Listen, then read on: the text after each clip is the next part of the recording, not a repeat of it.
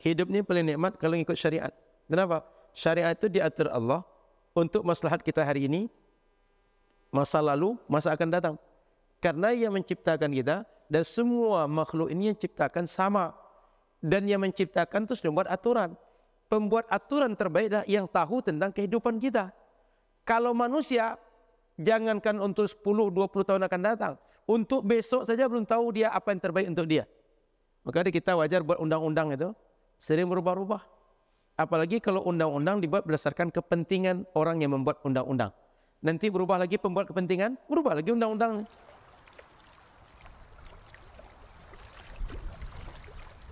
Malam ini kita lanjutkan kajian kita kitab Matan Al-Ghayah wa Taqrib.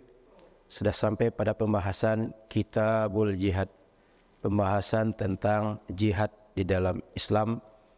Kita lihat hakam hukum menurut fikih Islami. Kitab jihad ini Bapak Ibu rahmati Allah, sebagian ulama memasukkannya ke dalam Kitabul Ibadah, masuk kategori ibadah.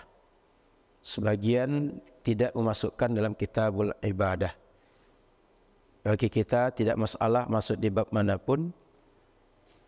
Semoga kita bisa paham dan kita bisa menerapkan jihad ini sesuai tuntutan syariat. Tidak sekedar semangat lalu berjihad tanpa panduan syariat, tapi sekedar emosional, semangat meledak-ledak dan berbagai hal yang sifatnya hanya sekedar keinginan dari diri kita, ambisi kita, bukan kehendak dari syariat. Itu penting. Jihad secara definisi adalah upaya optimal yang kita lakukan untuk mencapai maksud yang kita harapkan. Sehingga sering kita sebut anak-anak kita, anak berjihad nak. Dia belajar. Berjihad apa? Sungguh-sungguh menuntut ilmu agar dia dapat ilmu yang dia sedang tuntut ilmu tersebut. Maka jihad itu mengerahkan optimal kemampuan yang kita punya untuk mendapatkan apa yang sedang kita tuju. Yang dekat derivasi kalimatnya dengan kata jihad, ijtihad. Ijtihad itu para ulama mengerahkan segala kemampuan, segala ilmu, segala potensi yang ada dalam dirinya untuk bisa menyimpulkan hukum syariat, bisa mengkaji suatu masalah, kemudian menghubungkannya dengan dalil dan bagaimana kesimpulan hukum dari kajian itu antara dalil dan realita yang sedang dikaji. Jadi jihad, ijtihad itu keduanya sama-sama kerja keras, upaya optimal untuk capai tujuan. Namun ketika kita bahas dalam kitab fikih, jihad itu lebih kepada makna berperang di jalan Allah untuk menjaga syariat. Maka kita perlu tahu bahawa dalam Islam jihad ini bukan hukum asal, tapi jihad ini adalah sebagai pertahanan bagi umat Islam. Di awal Nabi berdakwah, Nabi tidak disuruh memerangi orang kafir. Bahkan kalau kita tengok sejarah hidup Nabi, 13 tahun di Makkah, itu Nabi dalam keadaan tertekan. Sehingga kalau ada orang mengatakan bahwa Islam disebarkan dengan perang, Islam agama haus darah, agama yang bengis, itu salah kaprah, tidak paham dengan sejarah Islam. 13 tahun Nabi di Makkah tertekan. Karena tertekan itu kemudian diizinkan untuk berhijrah. Jadi itu perlu dipahami dengan baik oleh setiap umat Islam. Bahkan Bapak Ibu rahmati Allah Subhanahu wa taala, nanti setelah Nabi punya kekuatan pun, la yanhaakumullahu 'anil ladzina lam yuqatilukum fid din. Kata Nabi, kita ini tidak dilarang oleh agama untuk bersikap baik, berinteraksi, silaturahim, bergaul dengan orang-orang yang tidak memusuhi kita, yang tidak memerangi kita. Setelah Nabi punya kekuatan di Madinah, setelah Fathu Makkah, dan punya sahabat yang sangat loyal, punya senjata, punya logistik, itu meskipun di Madinah ada berapa suku Yahudi yang kecil, Bani Qainuqa, Bani Nadir dan lain-lain, itu Nabi tidak main keras dan mengusir mereka, kemudian menantang mereka untuk perang.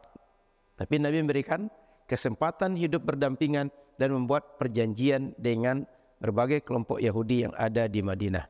Jadi saya ulang, jihad itu bukan perintah asal. Jihad itu adalah pertahanan bagi umat Islam. Sehingga dalam Al-Quran maksudnya uzina, bagi umat Islam diizinkan untuk berjihad. Setelah sebelumnya mereka tak berjihad, tak disuruh berjihad, tak diperintah oleh syariat untuk berjihad. Begitu tekanan banyak, nyawa ancamannya, dakwah ancamannya, baru diizinkan untuk kalian berjihad. Kapan Nabi berjihad? Pertama sekali perang Badar terjadinya di Madinah. Badar itu arah Madinah, bukan di kota Madinah, tapi dekat dengan Madinah. Maknanya di Makkah Nabi tidak pernah berjihad. Gitu Bapak Ibu. Jadi 13 tahun lebih kurang Nabi bertahan saja. Kemudian Bapak Ibu yang dirahmati Allah Subhanahu wa taala, kenapa dalam Islam diperbolehkan jihad? Jihad itu sebenarnya tujuan utamanya adalah membebaskan manusia menyembah manusia. Agar jangan sampai ada manusia dipaksa menyembah manusia. Agar jangan sampai ada manusia dipaksa dia menundukkan dirinya, menghambakan dirinya kepada manusia. Seperti perilaku para raja dahulu. Orang diperbudak untuk maksud dia, untuk keinginan dia, untuk ambisi dia, untuk nafsu dia. Manusia jangan seperti itu. Semua manusia ini sawasiyah, sama semuanya. Kita di hadapan Allah, orang kuat, orang lemah, orang kaya, orang miskin, orang pintar, orang tidak pintar, sama di hadapan Allah.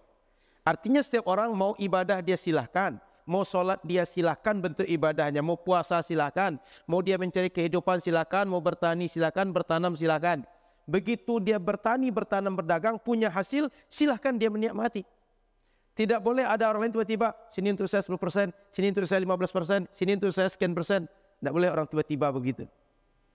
Kecuali tuntutan syariat. Ada namanya zakat. Nanti ada lagi bentuknya jizyah.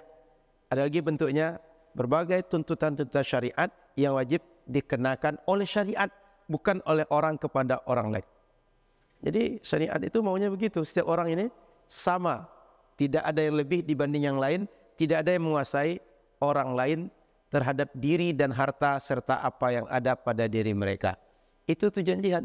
Sehingga jihad itu tujuannya mulia, membebaskan manusia agar mereka tidak diperbudak oleh manusia, tapi mereka cukup hamba Allah saja.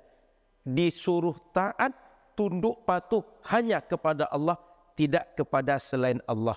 Itu tujuan jihad itu. Makanya Nabi ketika jihad itu rata-rata saat akan jihad itu ajak dulu masuk Islam. Dakwah dulu mereka. Dulu karena daerahnya jauh, dikirim surat oleh Nabi. Dikirim surat, sebagian mereka ada responnya positif, sebagian tidak. Yang responnya positif, Nabi tidak perangi. Tapi Nabi respon juga positif, kalau mereka butuh guru, kirim guru. Kalau mereka tak butuh kirim guru, Nabi tak kirim guru. Maka kadang-kadang sahabat Muaz, sahabat Ali, dan sahabat yang lain, itu diutus ke negeri lain sebagai pengajar, sebagai qadi, sebagai guru Al-Quran, dan fungsi-fungsi bagaimana mengenalkan Islam untuk masyarakat hidup dengan syariat Islam. Jadi saya ulang Bapak Ibu, perintah jihad, pertahanan.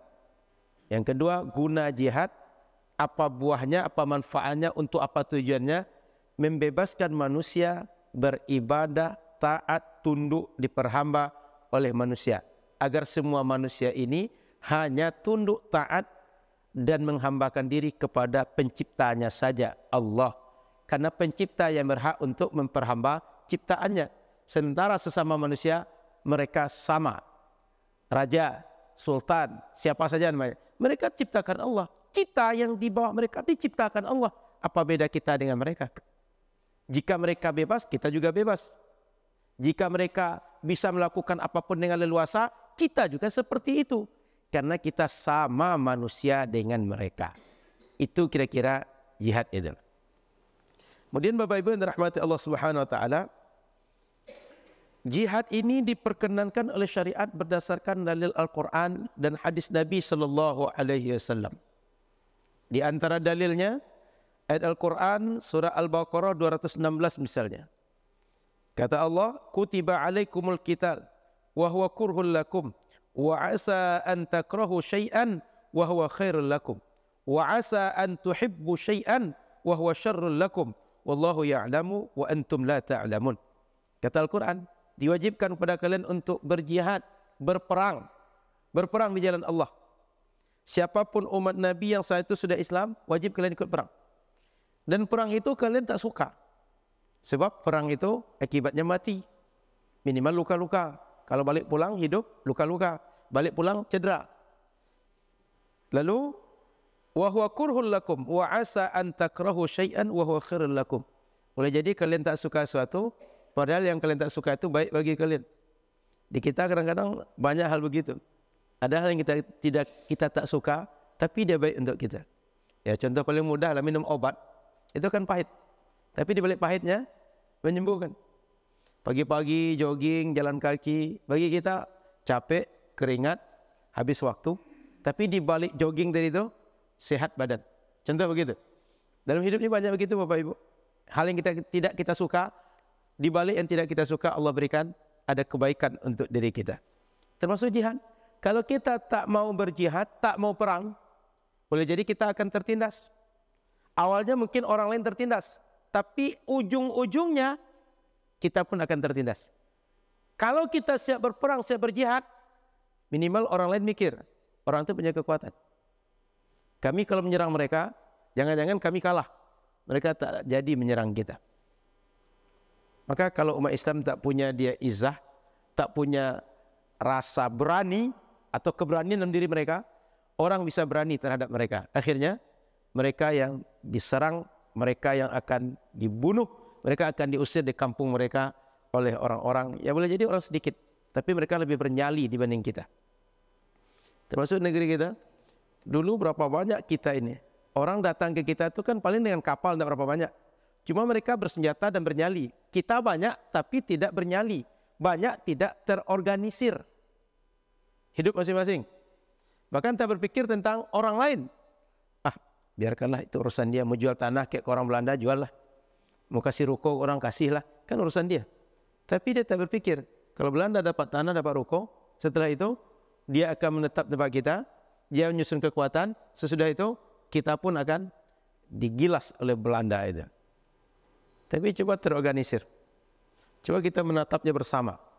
Tak akan pernah penjajah masuk ke negeri kita. Baik, Bapak Ibu rahmati Allah Subhanahu wa taala. Wa asa an tuhibbu syai'an wa huwa syarrul lakum. Dan boleh jadi kalian suka sesuatu tapi di balik kalian suka itu ada keburukan untuk kalian. Kita senang main hujan misalnya, atau senang kegiatan apa misalnya. Tapi kegiatan itu membahayakan kita, merusak diri kita, menyakitkan kita dan berbagai hal yang lain. Wallahu ya'lamu wa antum la ta'lamun. Allah Maha tahu, kalian tidak tahu terhadap apa yang baik untuk kalian itu dan apa yang buruk untuk kalian itu. Maka Bapak Ibu rahmati Allah SWT, hidup ini paling nikmat kalau ikut syariat. Kenapa? Syariat itu diatur Allah untuk maslahat kita hari ini, masa lalu, masa akan datang. Karena yang menciptakan kita dan semua makhluk ini yang ciptakan sama. Dan yang menciptakan itu sudah membuat aturan. Pembuat aturan terbaik adalah yang tahu tentang kehidupan kita. Kalau manusia, jangankan untuk 10-20 tahun akan datang, untuk besok saja belum tahu dia apa yang terbaik untuk dia. Maka kita wajar buat undang-undang itu sering berubah-ubah. Apalagi kalau undang-undang dibuat berdasarkan kepentingan orang yang membuat undang-undang. Nanti berubah lagi pembuat kepentingan, berubah lagi undang-undang. Makanya misalnya peraturan pajak, Pak. PPN dibuat atau tidak? PPH dibuat atau tidak? Angkanya berapa? Tergantung yang buat undang-undang. Kalau mereka semuanya tak terkena dengan PPN, PPH, kasihlah 100% kata dia. Tapi kalau mereka kena, janganlah 100%. 1% cukup kata dia. Kenapa? Dia agak rugi. Dia akan kena dengan tagihan pajak sebab dia membuat aturan. Saya kira begitu Bapak Ibu. Tapi Allah kalau membuat aturan, dia Maha tahu. Sehingga semua orang akan terakomodir dengan aturannya. Baik, kemudian Al-Quran kata Allah surah At-Taubah ayat 36, wa qatilul musyrikina kafah kama yuqatilunakum kafah. Dan bunuhlah oleh kalian semua orang musyrik sebagaimana mereka membunuh kalian seluruhnya. Tengok sebagaimana mereka membunuh kalian seluruhnya. Artinya orang musyrik itu sudah dahuluan mau membunuh. ketika mereka mau membunuh, kalian hadapi, siap untuk berhadapan dengan mereka, bunuh juga mereka. Karena mereka kalau tak dibunuh, dia akan menjadi musuh dalam daging bagi kalian. Mereka akan menghabisi kalian, mereka akan mengusir kalian, mereka tak membiarkan kalian merdeka. Jadi jihad itu adalah mempertahankan diri dari serangan musyrik, dari orang-orang yang tidak senang dengan Islam. Bapak Ibu perlu tahu, jihad itu tidak hanya dengan senjata. Dengan senjata itu satu di antara sekian bentuk jihad. Dengan lisan bisa jihad juga. Dengan tulisan bisa jihad juga. Dengan ekonomi jihad juga. Maka jangan dipandang bahwa jihad itu hanya perang. Perang itu satu di antara bentuk-bentuk jihad yang bisa dibuat oleh umat Islam. Jadi saya ulang, jihad itu bisa banyak caranya. Satu, bisa dengan badan, bisa dengan harta, bisa dengan pikiran, bisa dengan tulisan, bisa dengan perkataan. Banyak lagi yang lain. Maka jihad perang itu satu di antara sekian banyak jihad bisa kita buat. Sehingga saya ulang, jihad itu jangan identik dengan perang. Perang itu satu di antara bentuk-bentuk jihad yang bisa dibuat. Kemudian dalam hadis Nabi SAW, umirtu an uqatilan nas hatta yaqulu la ilaha illallah. Kata Nabi, aku disuruh untuk memerangi manusia sampai mereka mau bersaksi tiada Tuhan selain Allah. Tuhan mereka hanya Allah. Ini tengok ayat ni. Bahawa kata Nabi disuruh memerangi manusia sampai mereka mau mengucapkan, bersaksi, mengakui la ilaha illallah. Apa maknanya? Kalau orang tak mengakui Allah sebagai Tuhan, mereka akan menindas satu dengan yang lain. Mereka akan menganggap ada Tuhan selain Allah, lalu mereka akan menindas satu dengan yang lain. Tapi kalau mereka sudah bertuhankan Allah, mereka tak akan menindas siapapun. Mereka tidak akan memerangi siapapun. Kecuali perang itu adalah tuntutan syariat nantinya. Makanya kata Nabi, sampai mereka mau bersaksi tidak Tuhan selain Allah. Maknanya tidak sembarang berjihad itu. Umirtu, kata Nabi, aku disuruh. Bukan aku pengen perang, kata Nabi. Aku disuruh Allah. Maknanya kalau syariat tidak menyuruh jihad, tak akan ada syariat jihad di kita. Nabi itu kalau tak disuruh berperang, tak akan berperang Nabi. Makanya aneh kalau ada orang mengatakan Islam disebarkan dengan perang, dengan pedang. Bahkan Nabi di awal untuk berdakwah Islam itu sembunyi-sembunyi, orang per orang, dan itu pun ancamannya sudah sampai kepada ancaman nyawa. Nabi tidak menyebarkan Islam di awal-awal itu dengan terang-terangan, apalagi dengan pedang. Kalaulah dengan pedang, kita akan tahu sejarahnya, tapi tak ada sejarah itu. Nah, jadi Bapak Ibu jangan takut Islam dianggap disebarkan dengan perang.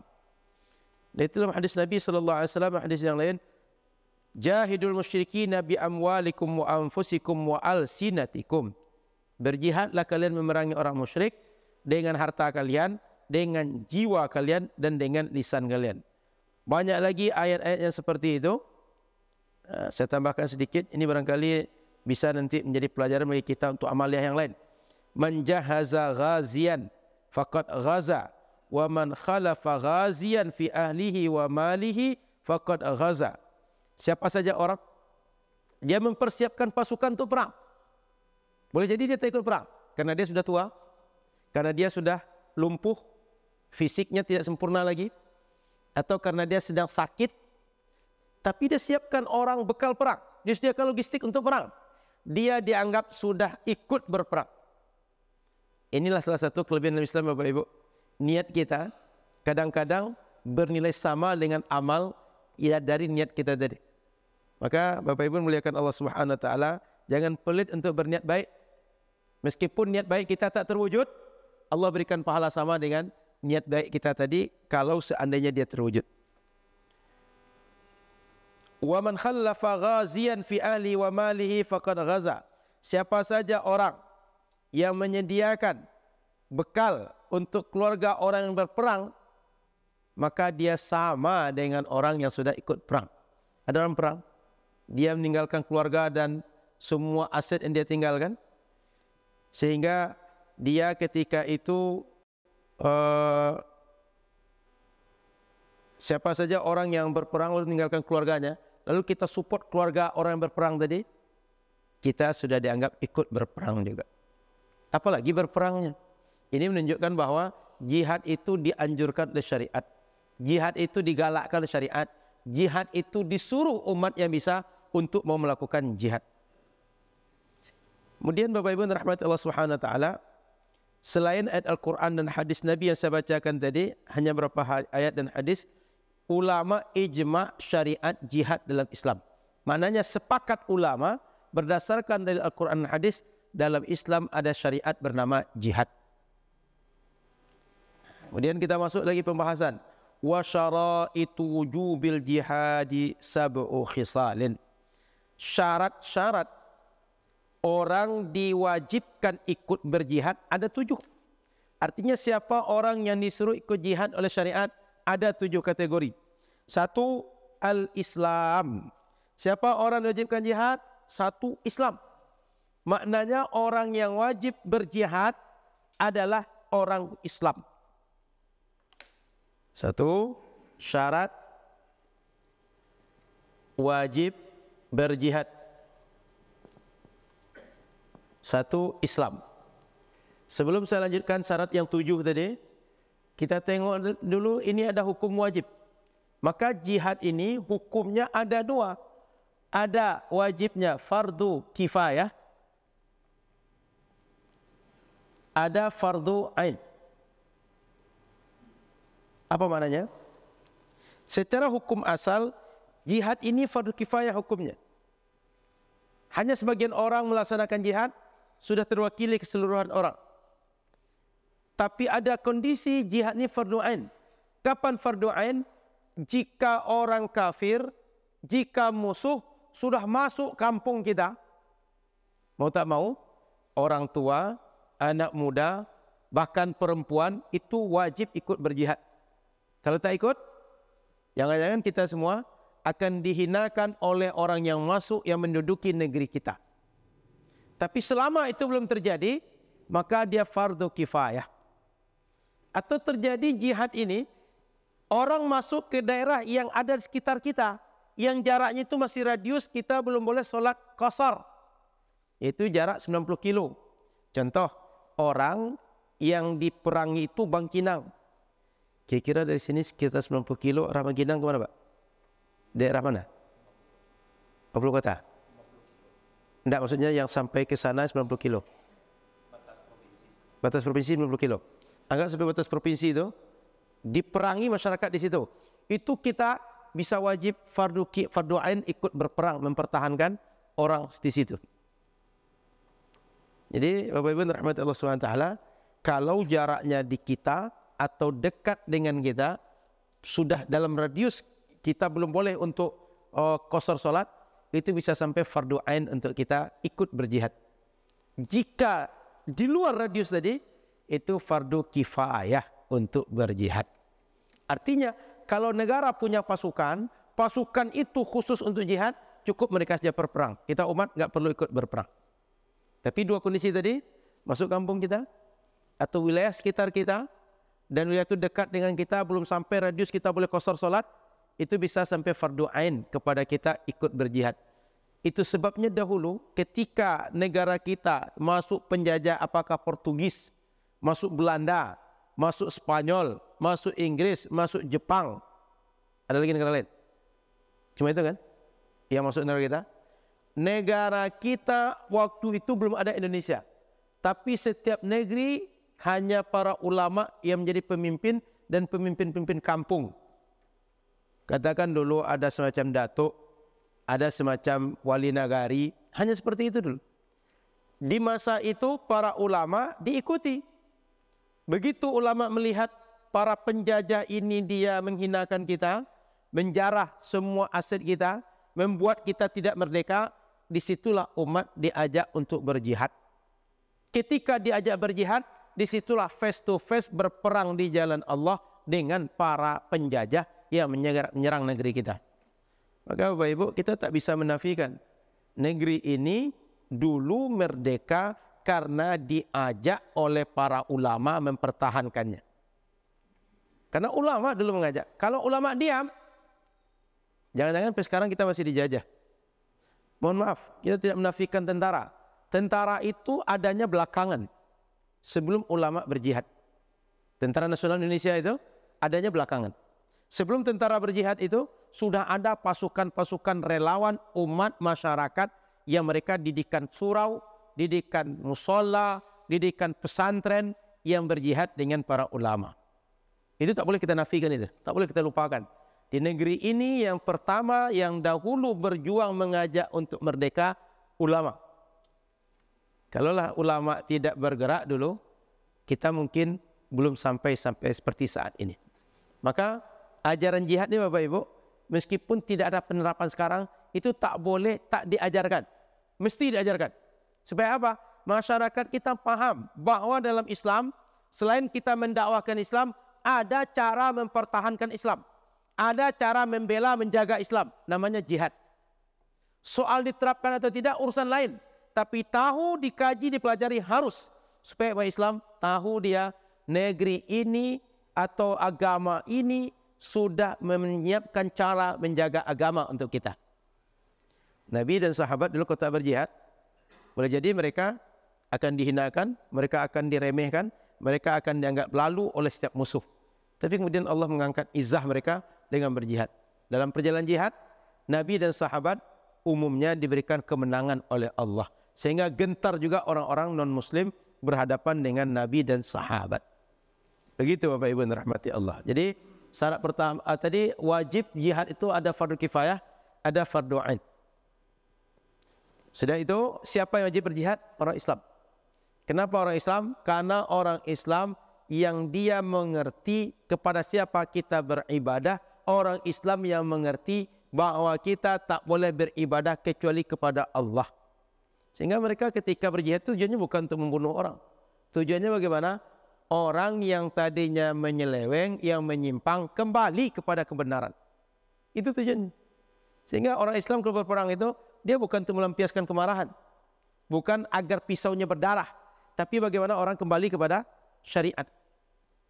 Itu tujuan. Sudah itu kenapa orang Islam? Orang Islam yang sah ibadahnya. Jihad ini bagian daripada ibadah. Kalau orang non-Islam, dia tak dapat ibadah. Dia sekedar ikut perang saja. Ikut menjadi orang yang berjasa saja. Dan yang kedua, al-bulugh. Orang yang balik. Kenapa orang yang balik? Orang balik ini yang dia mampu berfikir dengan matang. Sehingga dia tahu yang baik dan tidak. Yang patut dan tidak. Apalagi ini kegiatannya mengorbankan nyawa. Mengorbankan harta. Berbagai hal pada diri kita dikorbankan. Kalau bukan orang yang matang, dia boleh jadi tidak akan bisa memikirkan itu dengan berpikir yang siap untuk menghadapi berbagai kondisi dan resiko di hadapannya. Maka perlu orang yang balik.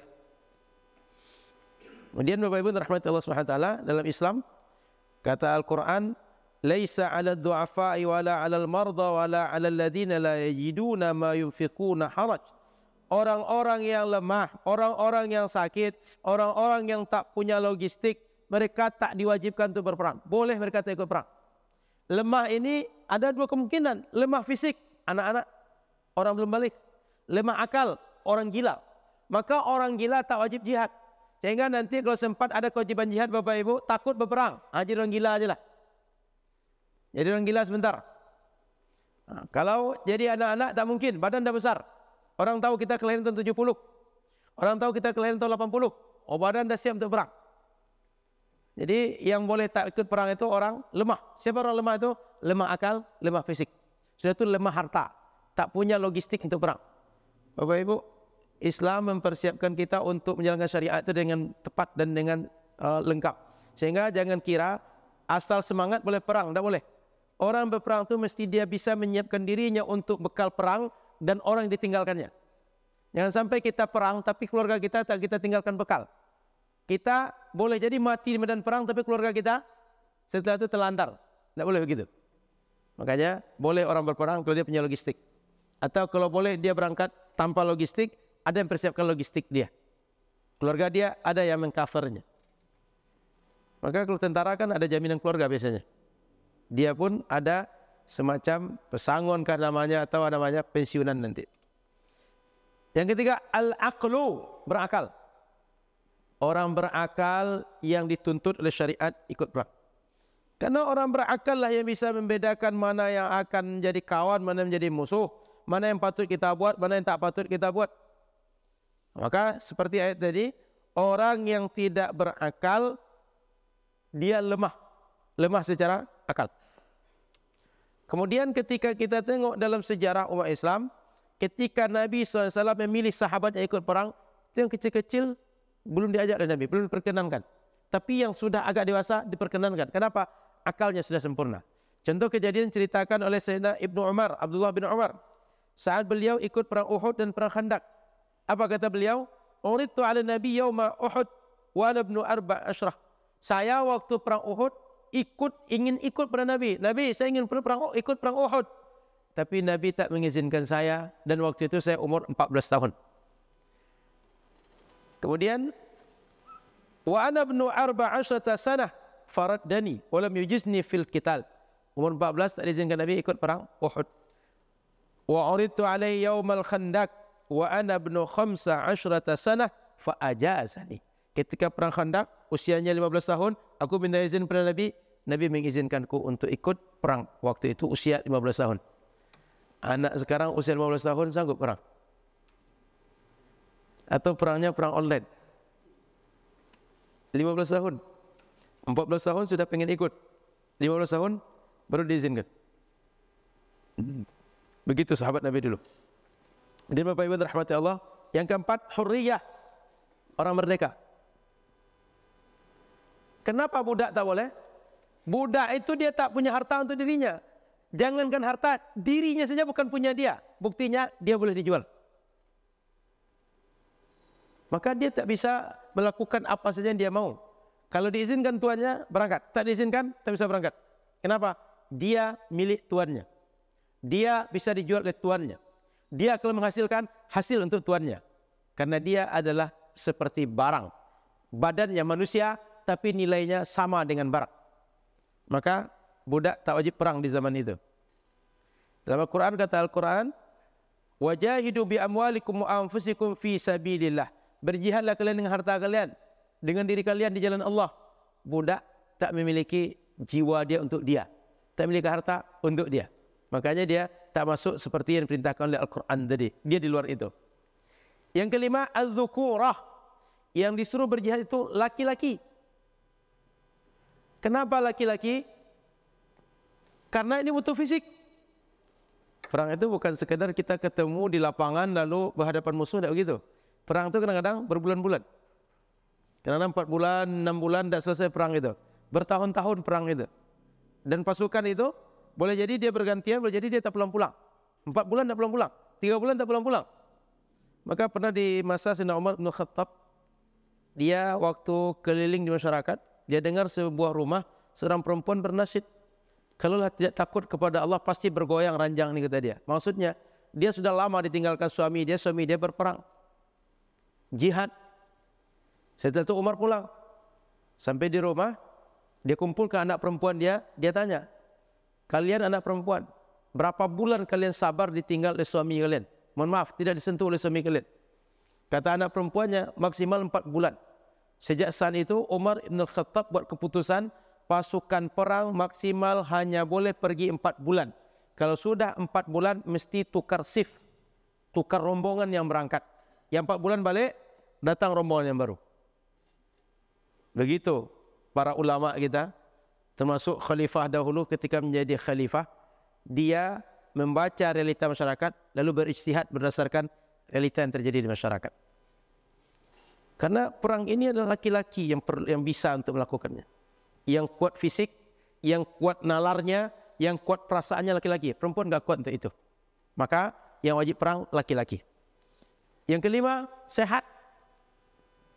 Perang ini kita butuh pengorbanan.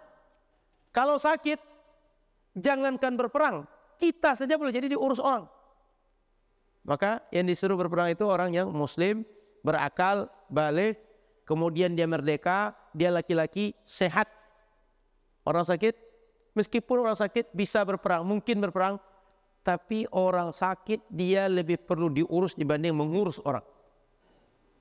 Maka sakit ini bisa menambah beban orang kalau kita tetap ikut dalam keadaan sakit. Yang ketujuh, at-taqah 'alal qital. 7, mampu secara fisik untuk berperang. Mampu berperang. Sehingga orang-orang yang tak mampu berperang, mohon maaf Bapak Ibu, dia sehat, dia laki-laki, tapi kurus. Jangankan ngangkat senjata, ngangkat tuh pakai baju aja badan dia tak kuat. Jadi yang disuruh perang tuh orang yang mampu perang. Jangan sampai orang tak mampu perang disuruh berangkat. Apalagi kalau seperti yang kita jumpa lah Jalan Siak 2 itu misalnya, atau Jalan SM Amin, dia laki-laki. Tapi dia mencari laki-laki pula. Terbayang Bapak Ibu ya, bencong-bencong itu. Maka yang disuruh itu para laki-laki sehat, mampu untuk perang. Bukan sekadar laki-laki, tapi laki-laki sehat, mampu untuk perang. Mampu untuk perang ini perlu. Karena kita akan berhadapan dengan musuh, dan jangan-jangan gara-gara kebodohan kita, kita bisa membuat lemah pasukan kita. Makanya pasukan perang itu pasukan terlatih, pasukan dipersiapkan. Kalau tidak dipersiapkan, jangan-jangan kita punya strategi kita justru lemah gara-gara orang dalam. Gara-gara pasukan kita tak tertib, pasukan tidak disiplin, sehingga kelemahan kita datang dari dalam kita. Bapak Ibu rahmati Allah SWT, dulu Nabi dengan sahabat, ketika beliau akan perang itu, pertama beliau persiapkan pasukan. Setelah itu Nabi dengan sahabat musyawarah. Dan ketika musyawarah itu Nabi menerima pandangan sahabat. Contoh, ketika perang Badar, Nabi memutuskan suatu tempat, di sini posko kita. Lalu kata sahabat, Nabi, ini apakah wahyu yang memerintahkan atau sekedar siasat? Kata Nabi, ini sekedar siasat saja. Apa kata sahabat yang kenal tempat? Nabi, kalau kita berperang, jika di sini lokasi kita pilih, ini kemungkinan kita lemah. Kenapa? Kalau kita perang, kita ini mungkin akan lama. Kita butuh logistik. Logistik yang paling dasar itu air. Air yang paling dekat di situ. Kalau bisa kita berada dekat dengan air. Kalau kita dekat dengan air, musuh jauh dari air, kita secara logistik sudah menang. Maka begitu sahabat mengusulkan, Nabi terima, pindahlah Nabi kepada sahabat, di mana tempat kita akan jadi posko. Karena dekat air itu lebih membuat kita kuat, sumber air ada. Lalu Nabi ketika perang itu, Nabi membaca pasukan musuh yang akan berhadapan dengan kita berapa banyaknya. Sehingga dikirim mata-mata oleh Nabi. Ketika dikirim mata-mata itu, sahabat Nabi itu cerdas. Siapa kata Nabi? Saya itu siapa? Minal ma', berasal dari air. Waktu itu bagi orang, kalau disebutkan berasal dari ma' itu daerah tertentu. Artinya bukan sahabat Nabi yang menjadi musuh mereka. Cuma orang yang bicara ini cerdas. Kalau saya bilang saya adalah pasukan Nabi, saya dari Madinah yang akan berperang dengan kalian, otomatis saya akan ditangkap, saya akan diinterogasi, saya akan ditanya, saya akan diungkap berapa pasukan kita semua. Sehingga terbacalah kekuatan kita dan mereka akan menyerang kita dan bisa mengalahkan kita dengan mudah. Maka dia maksudkan ketika katakan, dari kamu siapa? Dari mana? Minal ma'. Minal ma' itu siapa? Saya berasal dari, mohon maaf, berasal dari mani. Saya adalah orang yang dulu asalnya nutfah, setelah nutfah jadi mudghah, lalu menjadi seorang janin, kemudian lahir macam inilah saya. Begitu bahasa yang digunakan sahabat untuk tetap benar, tetapi menggunakan bahasa tauriyah namanya. Bahasa tauriyah itu ada satu kata punya dua potensi makna. Orang kalau tak jeli menganggap mana yang dekat dengan dia. Bahwa oh orang ini berasal dari daerah, katakan air hijau misalkan. Oh dari air hijau rupanya. Sebenarnya kan itu. Orang ini saya adalah orang berasal dari air mani hasil orang tua saya. Sehingga pasukan orang yang menjadi mata-mata tadi selamat dan Nabi dapat informasi jumlah mereka lebih kurang 900 orang. Ternyata benar. Lebih kurang pasukan Badar itu musuhnya Nabi sekitar 313 sampai 315 ada beberapa kaul dan lawannya sekitar 900 sampai 1000 orang. Nabi bisa membaca itu. Sehingga Nabi bisa mengukur, oh kekuatan lawan sekian, kita sekian. Bagaimana cara kita berperang? Dan Nabi menerima pendapat para sahabat. Sehingga Bapak Ibu, perang itu bukan konyol, tapi persiapan strategi, siasat dan logistik yang kuat untuk menghadapi perang. Begitu Nabi sallallahu alaihi wasallam.